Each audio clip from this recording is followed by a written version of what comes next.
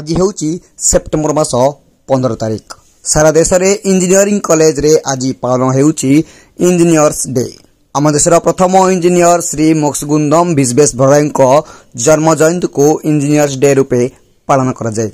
सेहीपरि ब्रह्मपुर सहर पाखरे थिबा गोविंदपुर ठारे थिबा Kalam institute of technology KIT रो डिप्लोमा कैंपस ऑडिटोरियम हॉल ठारे समस्त छात्र छात्री अध्यापक अध्यापिका सह इंजीनियर डे पालन हो जाइछि।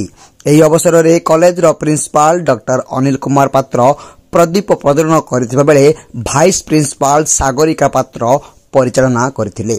एकेडमिक कोऑर्डिनेटर और मेकानिकल विभाग रो एचओडी बीभी राव, सिविल विभाग रो एचओडी जी विष्णु कुमारी, इलेक्ट्रिकल विभाग रो एचओडी संतोष कुमार त्रिपाठी, इटिस विभाग रो एचओडी प्रभात पंडा, पीआरओ परेश रथ मंचासीन थिले।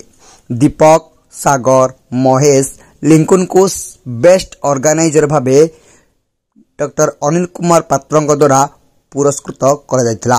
शेष में छात्र छात्री मानक द्वारा मनोरंजन कार्यक्रम अनुष्ठित होइतिबा बेले एही कार्यक्रम को समस्त अध्यापक अध्यापिका सहयोग करथिले और समस्त छात्र छात्री उपस्थित थिले। Brahmapur bureau report KB news Odisha.